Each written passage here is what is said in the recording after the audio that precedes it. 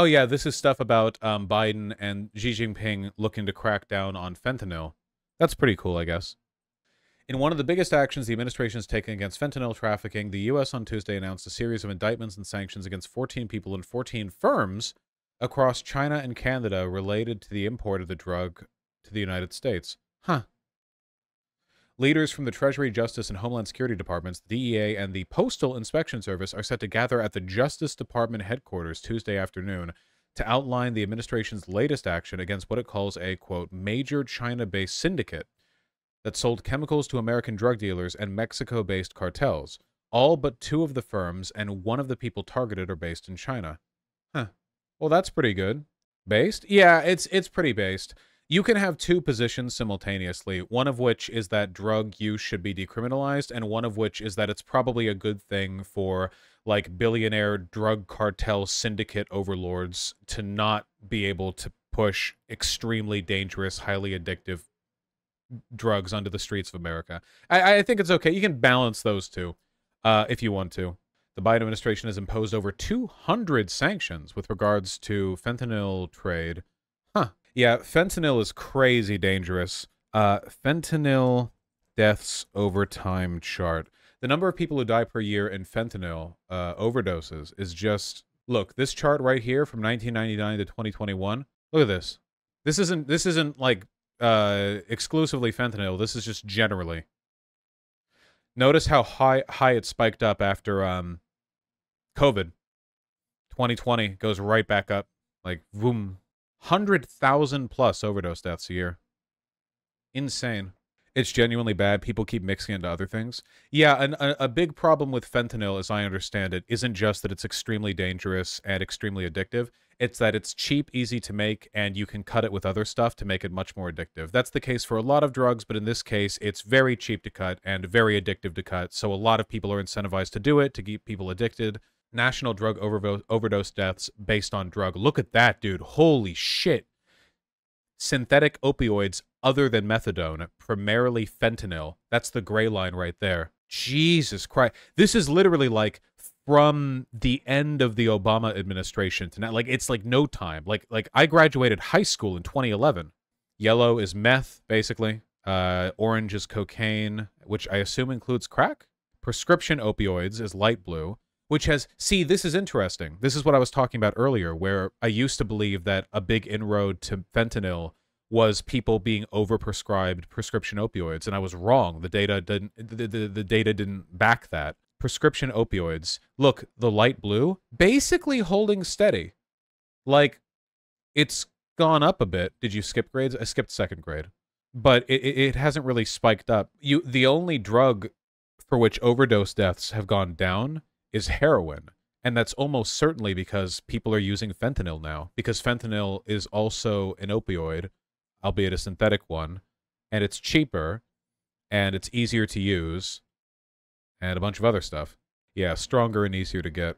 Imagine if drugs were decriminalized, do you think it would be around the lower rates such as heroin? Well, no, the point of drug decriminalization is that addicts need help, not a jail sentence. The fact that we jail people for that is insane. Like, oh, you're down on your luck, you're hopelessly addicted to a chemical, you're a victim of drug trade, go to jail. What? Makes no sense. Legitimately, like, psycho shit. Makes no sense. You can justify laws against the selling of drugs, but like drug consumption, you're insane. Like, psycho, insane. Yeah. God, so many people, man. Anyway, decriminalization, by treating it like a health issue rather than a criminal issue, you can give these people the help they need. See Portugal, back when the program was properly funded, for an example of the positive effects of a number of programs that can help mitigate addictions and overdoses. One of the things that you can do that sounds really weird and counterintuitive, but actually works really well, is you can actually give them the drug. The government, I mean. So, like, the government can be like, oh, you want your heroin? Well, this is the heroin house. Got to come in here. And that sounds insane. But basically, the argument is this. If there's a heroin addict, they're going to get that heroin. Like, they will do anything. They'll sell their possessions. They'll suck crack. They'll suck dick, whatever. Like, that's a drug addiction.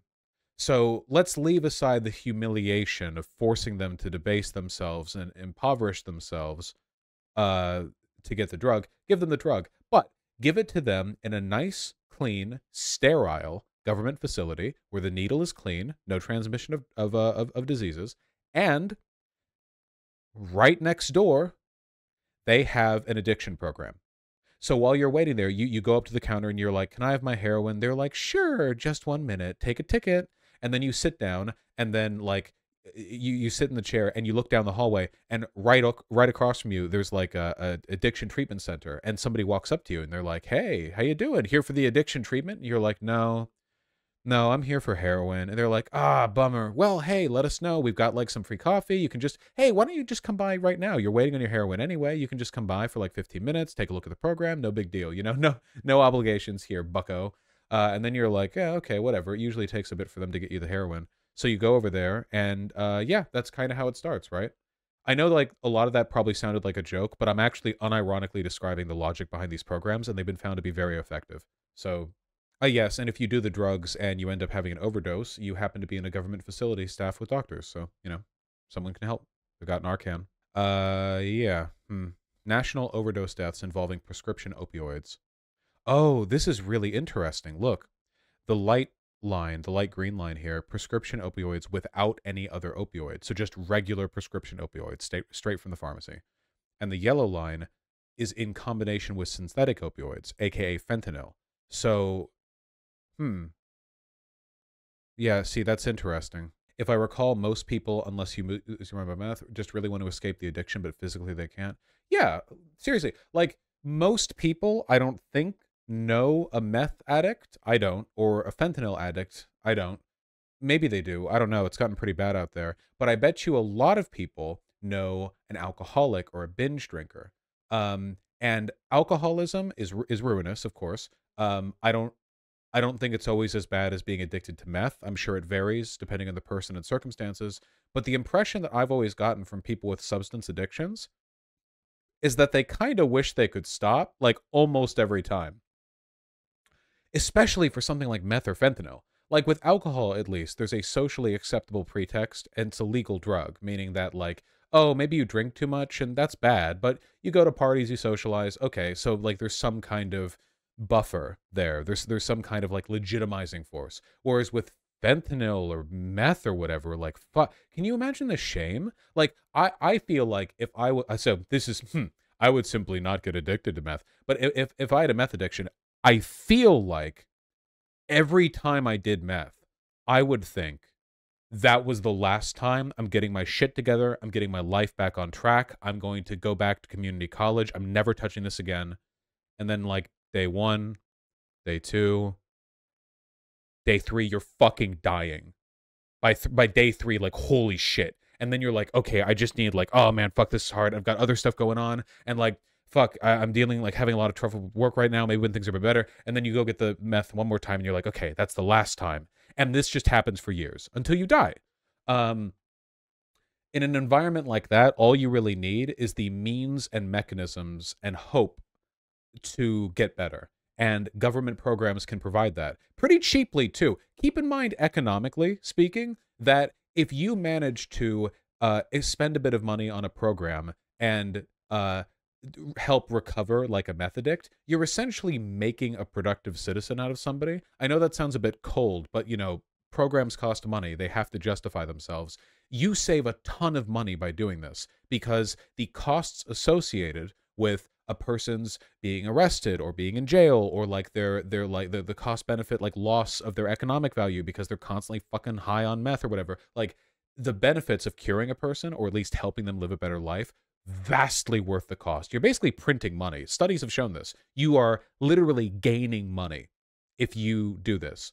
The fact that we don't do this, the fact that we refrain from doing this in spite of its potential efficacy, is a crime. It's a crime against ourselves. We could be a better country, a richer country. We are not trading money for goodness here. We are getting goodness and money, and we choose not to. And a lot of that is ignorance. A lot of people just don't think it would work. A lot of people balk at the idea of the government providing heroin to addicts because at the face of it, that sounds really bad. But with a bit of thought, a bit of care, it could work. It could work. It's a step-by-step process, Benjamin. Like, obviously, you couldn't hit it all from the ground running. You would have to sort of build the framework. Well, heroin overdose deaths are down, so there's that at least, because people are switching to fentanyl. Dude, look, all of these charts that I'm scrolling by, all the ones where like line go up is when drugs are cut with opioid. Stimulants, like cocaine, with opioid involvement. Oh, you do cocaine? Well, sorry, buddy, there's fentanyl in there. 53,000 deaths. Psychostimulants, with abuse potential, primarily meth, by opioid involvement. Number among all ages. Whoop. Cocaine by opioid involvement. Whoop. Benzos by opioid involvement. Whoop. Antidepressants by opioid involvement. What would that be? Xanax? Xanax cut with fentanyl. What the fuck? Jesus. Benzos are rough to get off you. To get off of. Oh, yeah. It can fucking kill you. Yeah. Xanax is a benzo. Then what would this be? Like antidepressants? What? Like Prozac? Overdose deaths by Prozac with opioid. Okay. All right. You can OD on anything? No, I no, but you know, Wellbutrin. Okay. Unfortunate. Anyway, you know, I'm happy with any actions that reduce the amount of fentanyl in American streets. It's not a full solution to the problem, not even close, but you know, it's pretty important. Pretty important.